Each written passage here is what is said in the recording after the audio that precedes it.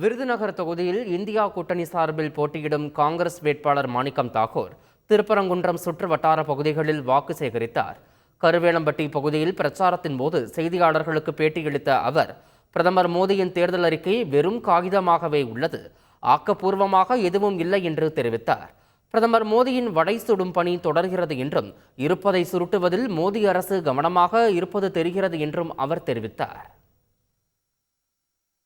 பாஜக மோடி அவர்களுடைய இந்த தேர்தல் அறிக்கை வெறும் காகிதமாக இருக்கிறது. எந்த ஒரு ஆக்கப்பூர்வமான திட்டமும் இல்லாமல் வெறும் வாயிலே வடை சுடுகின்ற மோடியினுடைய பாணி தொடர்கிறது.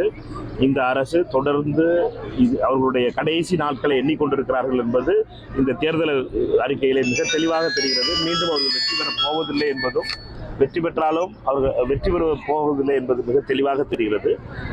இந்தியா கூட்டணி மிகப்பெரிய வெற்றியை பெறப்போகிறது. இருப்பதை சுருட்டி கொண்டு எப்படி தங்களுடைய காலத்தை ஓட்டலாம் என்பதிலே மோடி அரசுடைய கவனமாக இருக்கிறது என்பது மட்டும் மிக தெளிவாக தெரிகிறது.